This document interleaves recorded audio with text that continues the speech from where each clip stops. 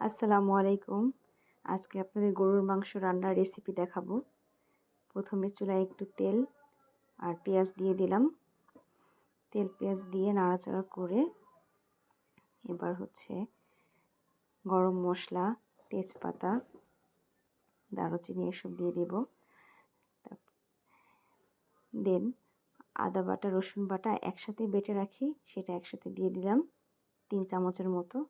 একটু পানি অ্যাড করে নাড়াচাড়া করতে থাকলাম। তো হলুদের গুঁড়া, মরিচের গুঁড়া, ধনিয়া গুঁড়া দিয়ে নাড়াচাড়া করতে হবে।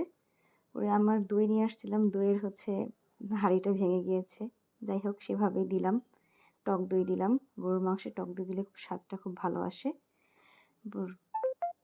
গরুর মাংসগুলো চুলাতে দিয়ে দিলাম, দিয়ে ভালো করে কষিয়ে নিতে হবে।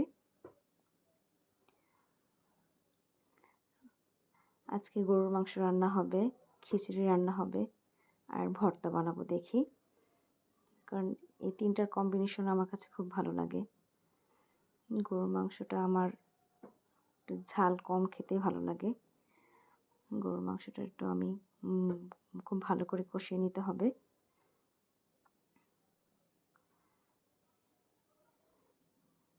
আপনারা কে কে গরুর মাংস খেতে ভালোবাসেন কমেন্টস বক্সে জানাবেন। এরপর কালো জিরা ভর্তা বানানোর জন্য কালো জিরা নিয়ে নিচ্ছি।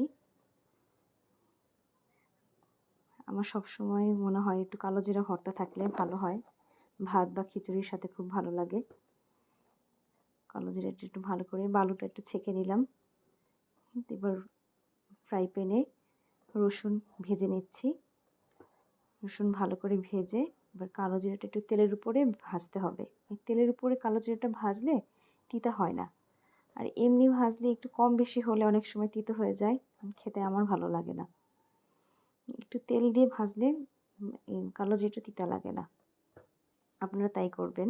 এদিকে গরুর মাংস কষানো হচ্ছে, খুব ভালোভাবে কষিয়ে নিলাম। এরপরে একটু পানি দিব, ঝোল দিয়ে তারপর ঢেকে সিদ্ধ হতে দেব।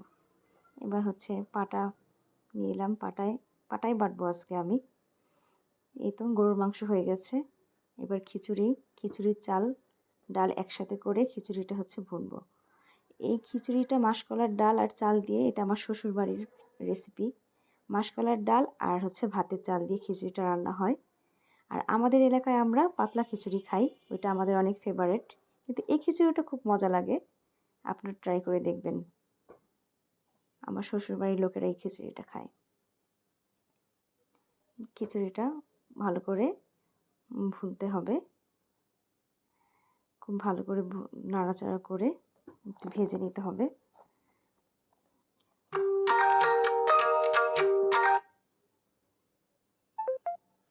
ভালো করে ভেজে এই যে খিচুড়িটা হয়ে গেছে।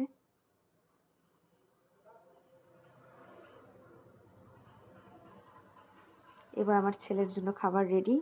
আমার ছেলের খাবার এটা।